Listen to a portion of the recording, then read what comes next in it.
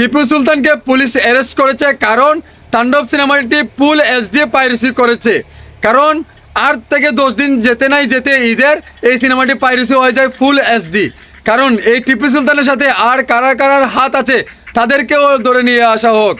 আমাদের এত ভালো মানের একটি সিনেমা বাংলার ইন্ডাস্ট্রির ক্ষতি কেন করেছে, কাদের কথায় ওরা পাইরেসি করেছে, এটা যাতে মানে পুরোটা প্রুভ করে দেখা হোক। এমনকি আমি শাকিল ভাইকে বলতে চাই, প্রডিউসার যিনি আছেন এমনকি পরিচালক রাহানাফি ভাই, আপনি ভাই এটা বিশেষভাবে অনুরোধ করছি। আমাদের বাংলার ইন্ডাস্ট্রি ঘুরে দাঁড়িয়েছিল, কিন্তু এই ঘুরে দাঁড়ানো কিছু চক্র আছে, সাকিব এটাস আছে, সাকিব খানের সিনেমাকে এইরকম ধ্বংসের পথে নামাচ্ছে, ইন্ডাস্ট্রির ক্ষতি যাচ্ছে।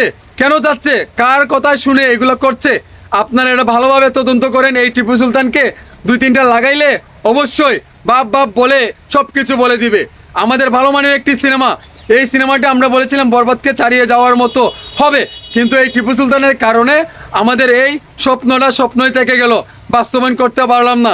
এই যে প্রডিউসার পরিচালক এত কষ্ট করে সিনেমা বানিয়েছে, এই সিনেমাকে পাইরেসি করে এই যে হতাশমূলক কাজটা করেছে, মানে আবেগের বশে হোক আর যে কারোর মাধ্যমে হোক এটা পাইরেসি হয়েছে। এখন কেন করেছে, ফুল এইচডি কার কথায় কত টাকা খেয়ে এটা পাইরেসি করেছে, এটা আসলে তদন্ত করে দেখে ওকে যা আইনে সাজা দেওয়া হয়, আইনে যেটা সাজা পড়ে এই পাইরেসির কারণে, মানে যেটাই হয় না কেন, মেবি এটা আমি এত কিছু বুঝি না, তারপরে বলছি একে ভালোভাবে 2-3টা দিলে লাগাইলে সব কিছু কিন্তু বলে দিবে, স্বীকার করবে তার পিছনে কার হাত রয়েছে, কার কথা শুনে সাকিব খানের ক্ষতি করছে, কার কথা শুনে পরিচালক প্রডিউসারের ক্ষতি করেছে, কার কথা শুনে আমাদের হল মালিকের মাথায় হাত পড়েছে, লস করেছে, কার কথা শুনে এইরকম পাইরেসি করছে। কারণ সাকিব খানের সিনেমা শুধু পাইরেসি হচ্ছে, অন্য কারো পাইরেসিও হচ্ছে না।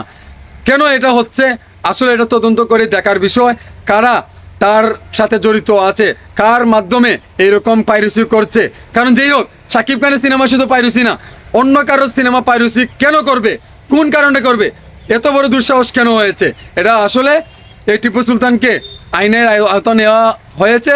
ভালো মানে এখন সব কিছু দেখে তাকে কে কে আছে তার সাথে জড়িত তাকে যেতে অ্যারেস্ট করে আইনের আওতা নিয়ে আসা হোক।